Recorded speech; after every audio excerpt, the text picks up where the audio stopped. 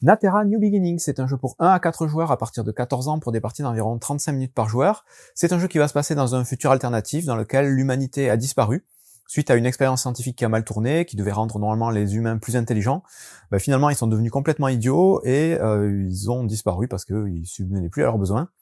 Et ce sont les animaux qui sont devenus super intelligents et qui ont commencé du coup à se regrouper par race et qui vont petit à petit reprendre les vestiges de l'humanité, reconquérir un petit peu le territoire laissé à l'abandon par les humains. Et on va jouer donc un de ces peuples, une de ces races, et on va essayer de tirer notre épingle du jeu, de se développer au mieux et de gagner un maximum de points d'initiative. Ce sont les points de victoire de la partie. Je vais vous expliquer uniquement les règles multijoueurs, en sachant qu'il y a aussi un mode solo, je ferai l'impasse dessus. La version du jeu que je vous présente ici, c'est la version Deluxe. Je n'ai pas trouvé de version standard, c'est un jeu qui est passé par du financement participatif. La version boutique, normalement, devrait arriver un jour ou l'autre, il me semble avoir vu l'info quelque part. Dans tous les cas, voilà, les règles du jeu seront identiques, je pense.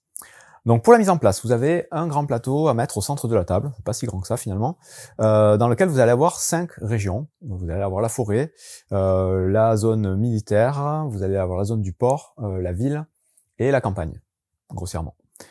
Sur ce plateau, vous allez d'abord mettre les gros jetons qui correspondent à chacune des zones en périphérie.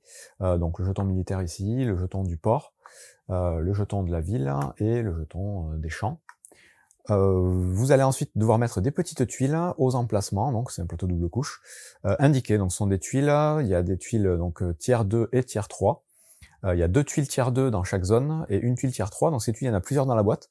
Vous allez les mélanger face cachée et vous les placerez face cachée sur le plateau, en sachant que de l'autre côté, ça va être des nouvelles cases d'action qui vont apparaître au fil de la partie. Donc il ne faudra pas savoir ce qu'il y a en début de partie. Donc vous en mettrez 3 dans chacune des zones, sur les emplacements indiqués, et ensuite vous allez mettre des petites tuiles ici d'objectifs. Donc ces tuiles-là, pareil, elles sont lettrées, numérotées en bas à droite. Vous allez avoir donc les lettres de A à E, et à chaque fois vous aurez des numéros de 1 à 4. Il y a 2 tuiles pour chaque lettre. On vous conseille pour une première partie évidemment de jouer avec les tuiles numérotées 1. Vous les mettrez donc à cet endroit-là. Et vous allez avoir un petit compteur de tours ici, compteur de saisons. C'est un jeu qui va se jouer en 4 saisons, donc 4 manches. Vous le mettrez tout en haut ici. Ensuite, chaque joueur va récupérer un plateau personnel, donc c'est un plateau qui est identique pour tout le monde. Sur ce plateau-là, on va mettre des petites maisons, des petites colonies. Donc il y en a 8 par joueur. Des petits drapeaux, ça c'est pour marquer les objectifs pendant la partie, on en a 3 chacun. Et on va récupérer un certain nombre de ressources et de pions de race, mais ça je vais y revenir juste après. Vous allez avoir aussi des petits jetons de drapeaux que vous allez mettre sur les pistes autour du plateau principal à l'emplacement 0. Donc chaque joueur fera ça. Là j'ai fait la mise en place que pour un joueur. Mais évidemment on va empiler les jetons. Et vous allez donc récupérer un peuple de départ. Donc ça, il va falloir prendre les cartes à dos violet, comme ceci. Dans cette boîte-là, il y a 12 peuples différents, vous allez les mélanger, et vous allez en distribuer 2 à chaque joueur, et les joueurs vont devoir choisir lequel des peuples ils veulent utiliser pendant la partie. Ces cartes peuples, ils vont la mettre donc sur leur plateau à cet endroit. Chaque peuple est asymétrique, va avoir ses propres caractéristiques, donc un petit pouvoir et un élément qui va gagner à chaque phase de production.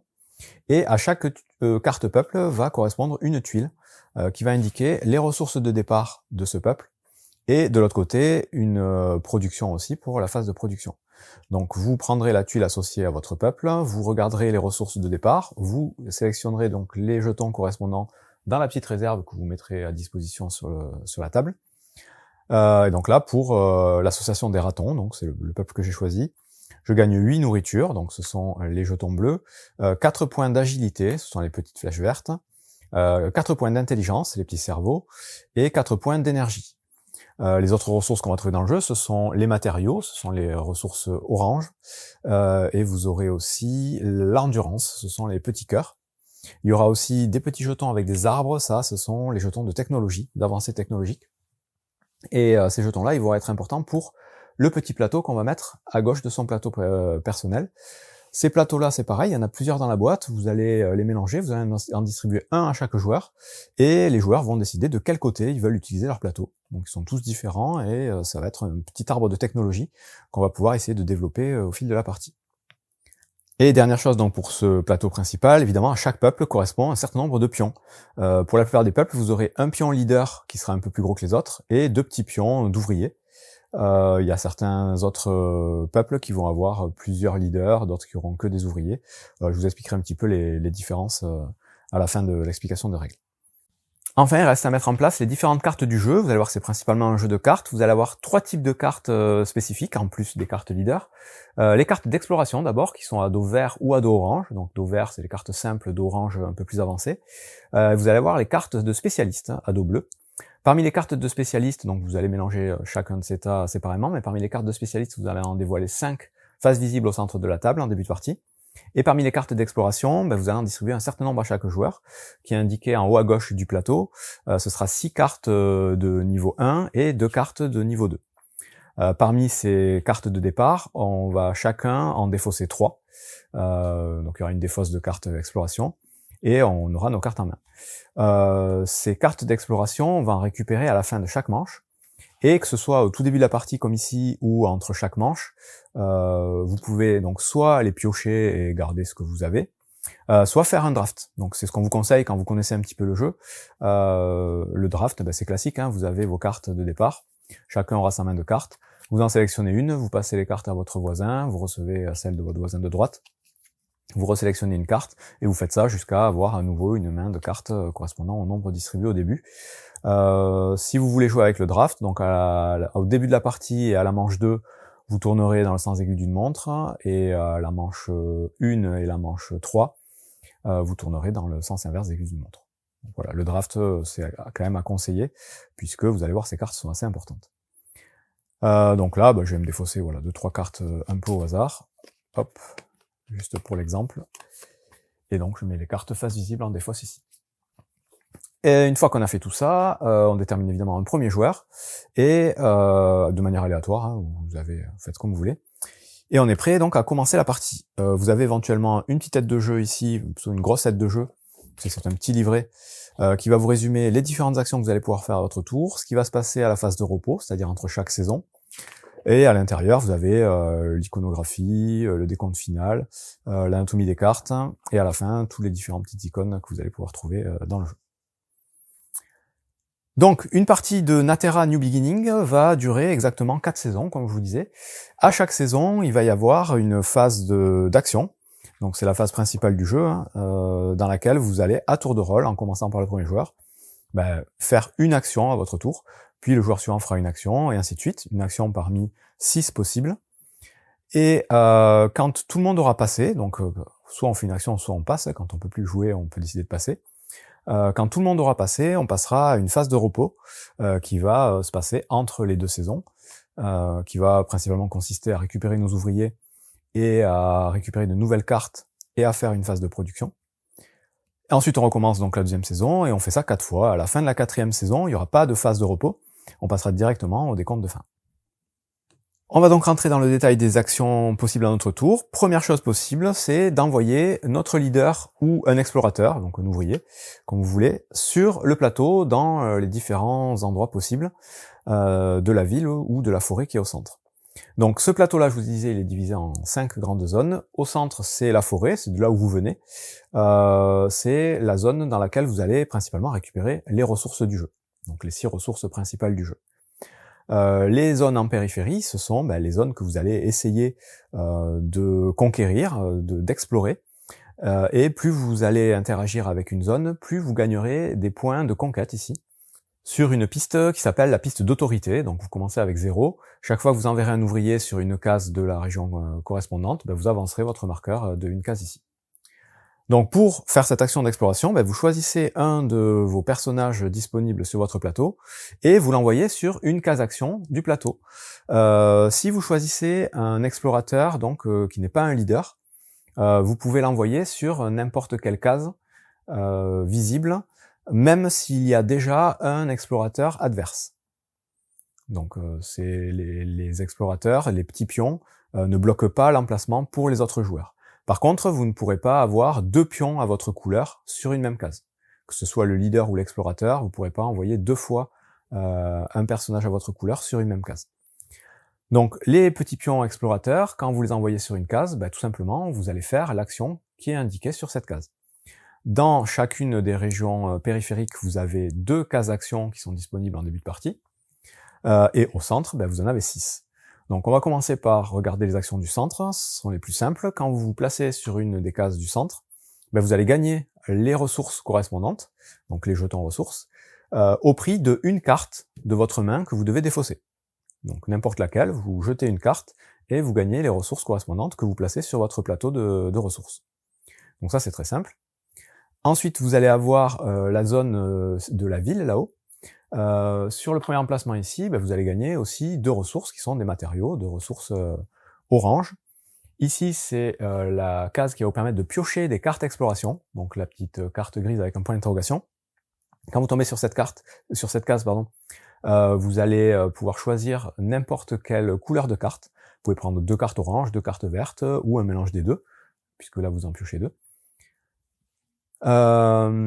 Si jamais vous allez donc dans l'emplacement de la forêt, ça va être un principe où il faudra payer de la nourriture pour gagner d'autres types de ressources. Donc là vous payez 2 nourriture, vous gagnez 2 d'agilité. Ici vous payez 2 de nourriture, vous gagnez 2 d'intelligence. Dans la zone militaire ici, là vous gagnerez de l'énergie directement. Et ici vous allez pouvoir gagner une carte. Et pareil au choix, parmi les cartes exploration uniquement, pas les cartes de spécialistes. Et vous allez pouvoir interagir avec les pistes d'autorité autour du plateau. C'est-à-dire que là on vous dira que vous allez pouvoir monter sur une piste d'autorité de votre choix, parmi les 4 couleurs, et baisser sur une autre. Donc ça va vous permettre d'influencer un petit peu ça. Enfin, les 2 cases qui sont tout en haut dans la zone agricole, ça va être pour gagner de l'endurance ou pour gagner de la nourriture. Voilà donc toutes les actions qui sont disponibles en début de partie. Au fil de la partie, il y aura d'autres actions qui vont se dévoiler, ce sont les tuiles qu'on a mis en début de partie. Mais avant d'expliquer ces autres tuiles, je vous explique le principe, je finis donc l'explication de l'exploration. Quand vous placez un ouvrier sur une case, vous augmentez tout de suite votre niveau d'autorité sur la piste d'autorité de la région, quel que soit le personnage. Encore une fois, si vous envoyez un explorateur basique, vous pouvez vous placer sur la même case qu'un adversaire, qui a aussi un explorateur de base. Si par contre, vous envoyez votre leader sur une case, ça va bloquer l'emplacement pour tous les autres joueurs. C'est-à-dire que le leader, il est bloquant, il empêche les autres joueurs de venir sur la même case que vous, et vous, de toute façon, vous n'avez pas le droit d'avoir 2 pions à votre couleur sur une même case. Par contre, quand vous envoyez votre leader, vous avancez aussi votre marqueur d'autorité normalement. Sur ces pistes d'autorité, elles sont toutes exactement de la même façon. Elles sont toutes faites de la même façon, pardon. Quand vous arriverez à au deuxième palier, vous allez gagner tout de suite le petit jeton correspondant que vous allez placer à côté de vous. Ce jeton-là, il va vous permettre, si vous l'avez à la fin de la manche, de gagner une production supplémentaire. Et à la fin de la partie, si vous l'avez toujours, vous gagnerez les points de victoire, les points d'initiative, qui sont indiqués en haut. Si vous avez le jeton, vous gagnerez 7 points d'initiative, et le second joueur sur cette piste-là gagnera 3 points, le troisième joueur gagnera 1 point. Donc il y a un principe donc de majorité de course sur ces pistes-là. Donc dès qu'on atteint le deuxième palier, on gagne le jeton. Ensuite, si d'autres joueurs arrivent à nous dépasser, et uniquement s'ils nous dépassent, s'ils arrivent sur la même case que nous, il se passe rien, mais s'ils nous dépassent, ils vont récupérer le jeton, ils vont nous prendre le jeton et le récupérer pour eux, et c'est eux qui gagneront la production, éventuellement les points en fin de partie. Enfin, si jamais vous redescendez à 0 sur la piste et que vous avez un jeton, là vous serez obligé de le remettre au centre. Donc le jeton on le gagne dès qu'on arrive à l'emplacement 2, après vous avez vu, donc vous verrez plus tard, que vous allez pouvoir reculer aussi sur ces pistes. Si vous redescendez à 0, vous devez le rendre. Si vous êtes à 1, vous le gardez, et toujours pareil, si on vous dépasse, vous devez le donner à celui qui vous dépasse.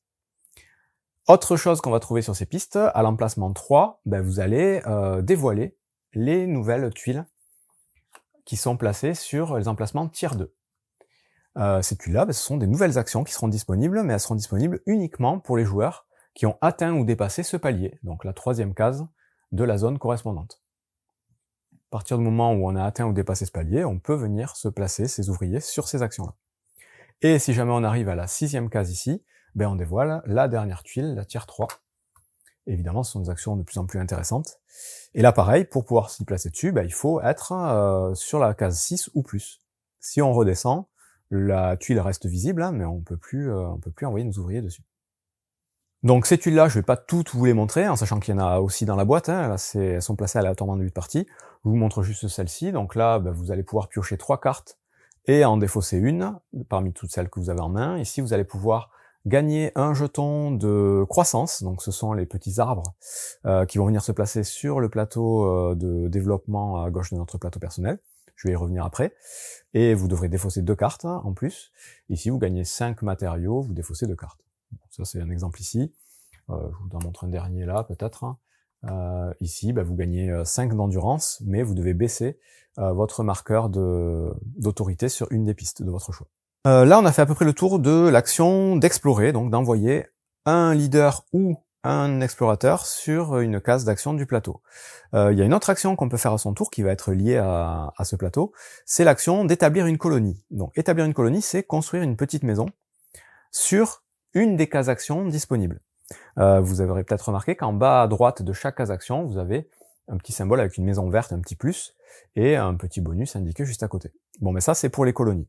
Pour faire l'action de placer une colonie, c'est marqué sur le plateau personnel, il vous faut dépenser 10 matériaux, donc 10 ressources orange, et en tant qu'action, donc à votre tour, vous allez pouvoir dépenser ces 10 ressources pour mettre une maison sur une des cases actions visibles sur le plateau, n'importe où.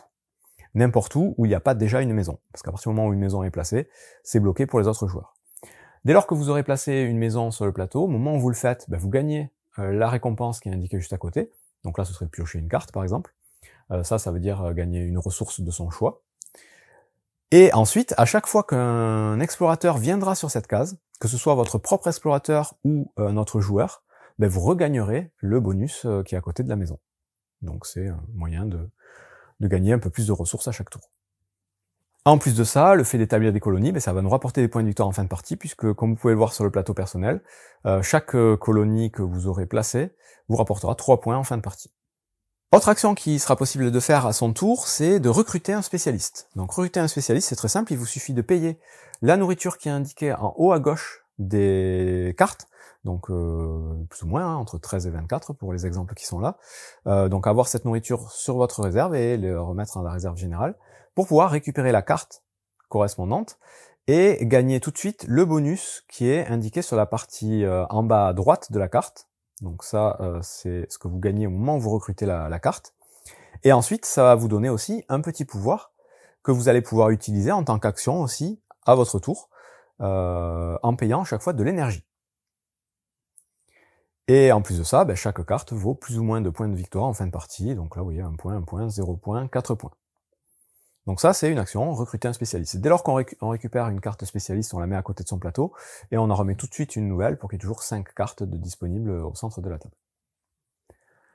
Donc voilà, l'action de recruter un spécialiste. Autre action du coup qui est liée, c'est activer un spécialiste. À partir du moment où vous avez recruté un spécialiste, admettons j'ai recruté le tigre motard, vous noterez au passage les illustrations bien rigolotes, enfin moi m'en fait bien rire.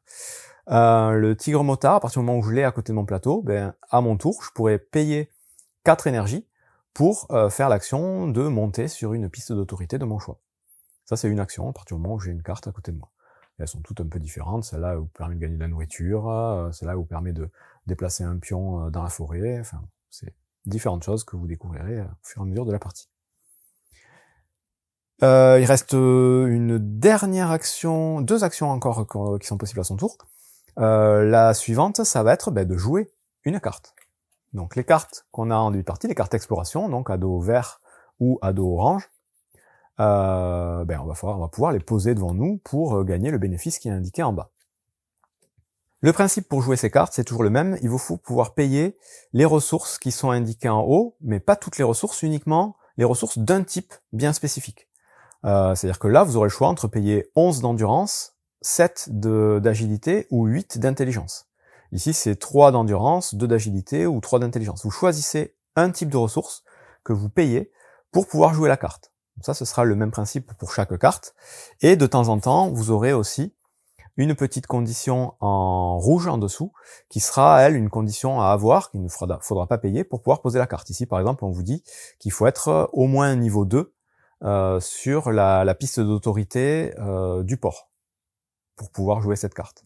Il y aura d'autres petites conditions de ce type-là. Parfois, ça va vous demander d'avoir un certain type de cartes, puisque vous allez voir, vous allez avoir des types de cartes, des petits symboles indiqués en bas à gauche des cartes.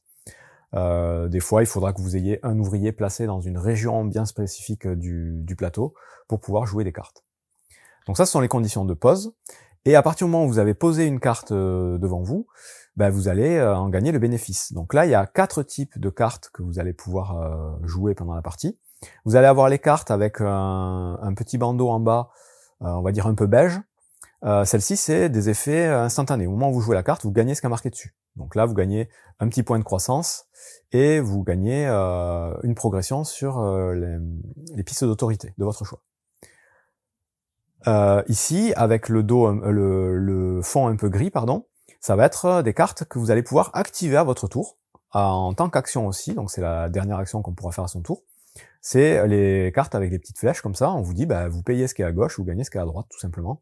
Donc là, vous baissez de 2, vous avez 2 petits fanions sur la piste d'autorité de la ville pour gagner 2 ressources. Autre type de cartes, ce sont les cartes avec un fond marron. Ça, ce sont les cartes de production. Donc vous avez la petite usine à chaque fois. Ces cartes-là s'activeront à la phase de production entre chaque manche et vous feront gagner ce qui est marqué sur la carte. Et enfin, le dernier type de carte, ce sont les cartes avec un fond orange.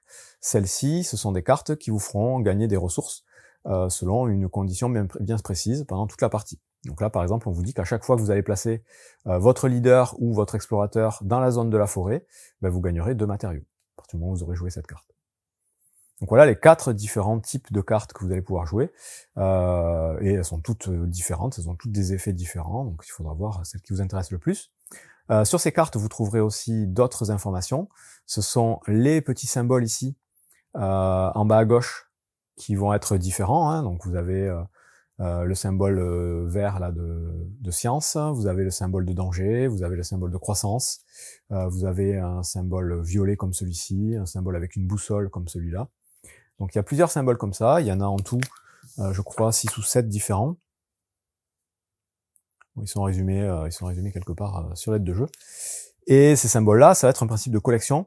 Ils vont vous servir parfois comme condition de pose de certaines cartes, et parfois pour les objectifs d'accomplissement qu'on a mis en place en début de partie, que je vais expliquer juste après.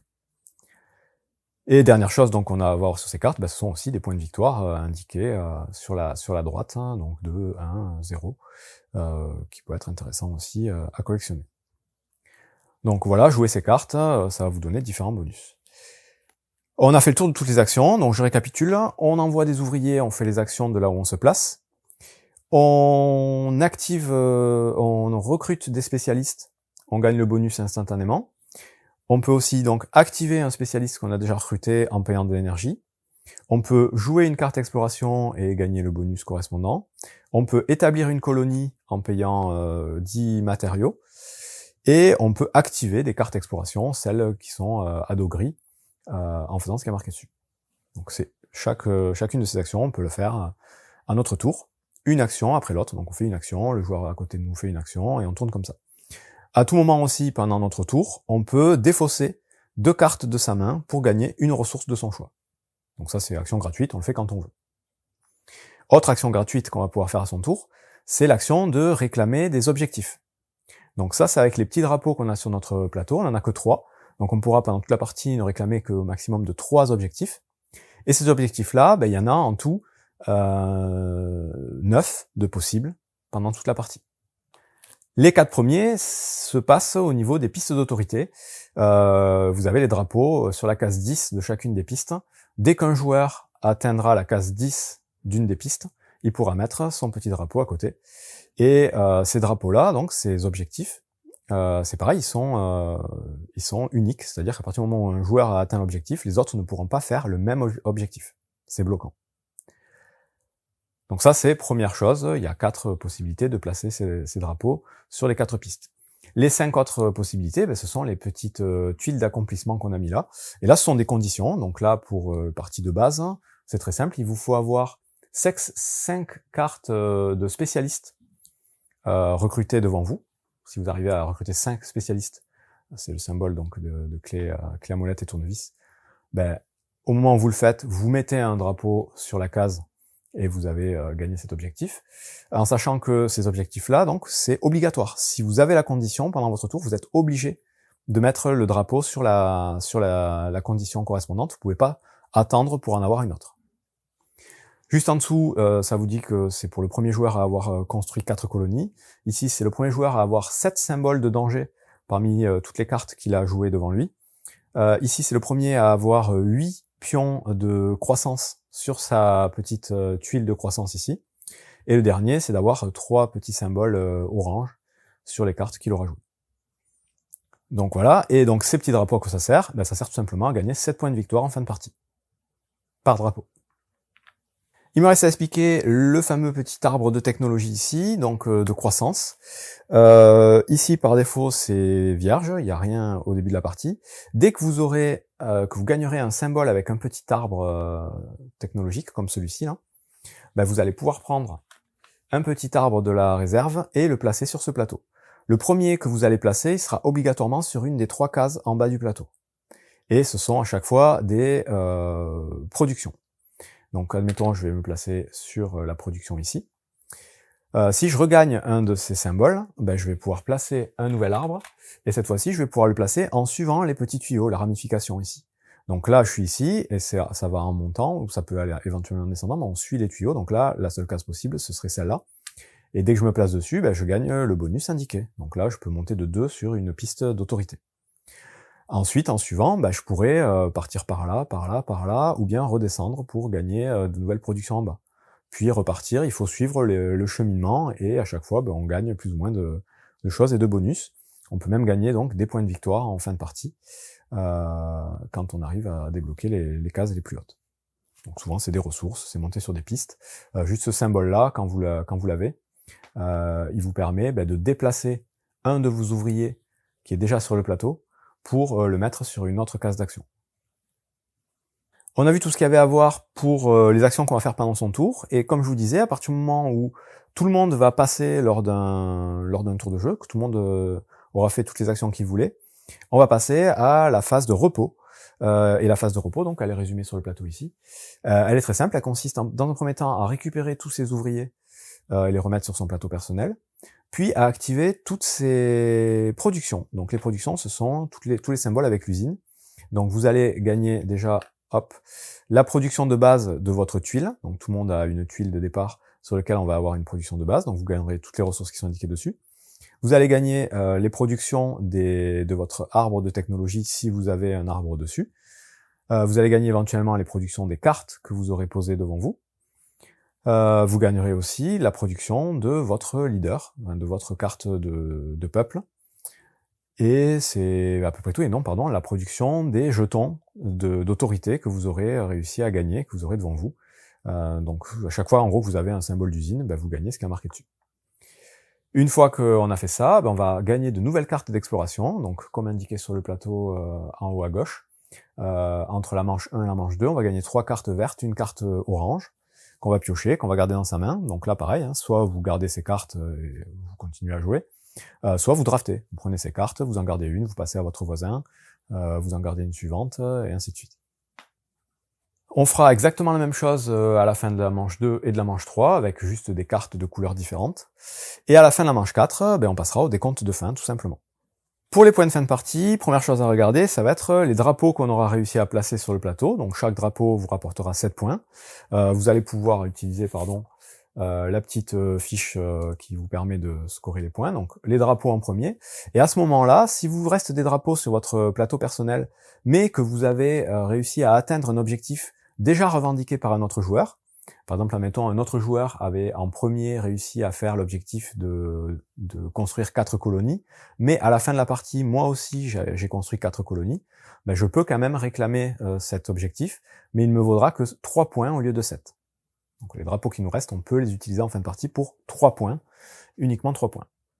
Ensuite, on marque évidemment les points des colonies, donc toutes les maisons qu'on aura construites nous rapporteront 3 points. On gagne les points de victoire du plateau de science ici, le plateau de développement, donc les points sur lesquels on aura un petit arbre placé. On va gagner les points qui sont associés aux spécialistes, donc les points en haut, sur le bandeau à droite des spécialistes. Même chose pour les cartes exploration.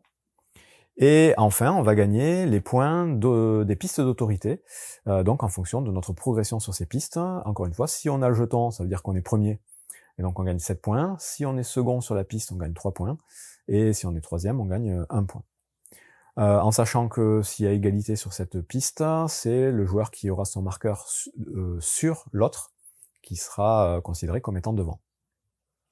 On fait le total de tous ces points, et évidemment, celui qui a le plus de points est déclaré vainqueur, tout simplement. En cas d'égalité, ce seront les joueurs qui auront le plus de points au total sur leur piste d'autorité qui sont déclarés vainqueurs, et s'il y a encore égalité, ce seront les joueurs qui ont le plus de matériaux, donc des ressources orange, qui sont déclarés vainqueurs. Et sinon, on partage les égalités. Donc voilà, pour Natera, je vais vous montrer juste rapidement les petites asymétries qu'il va y avoir entre les différents peuples, puisque c'est quand même un peu l'intérêt du jeu.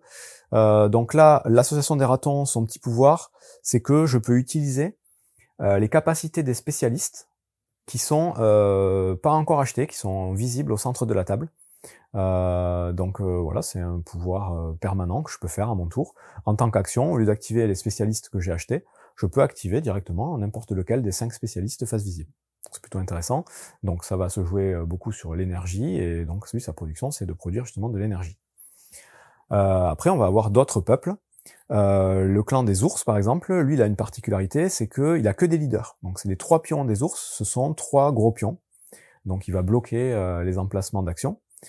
Et lui, sa capacité pendant la partie, c'est qu'à chaque fois que j'enverrai donc un de mes ours sur la forêt, donc dans la zone centrale, je pourrais monter une case sur n'importe quelle piste d'autorité. Et en production, il va gagner des cartes. Ensuite, vous allez avoir par exemple la cabale des corbeaux. Eux, leur pouvoir, c'est qu'à chaque fois qu'ils vont devoir piocher une carte exploration, ils pourront avant tout regarder la première carte de chacun d'état pour choisir dans quel tas ils vont piocher leur carte. Et en production, évidemment, ils piochent des cartes.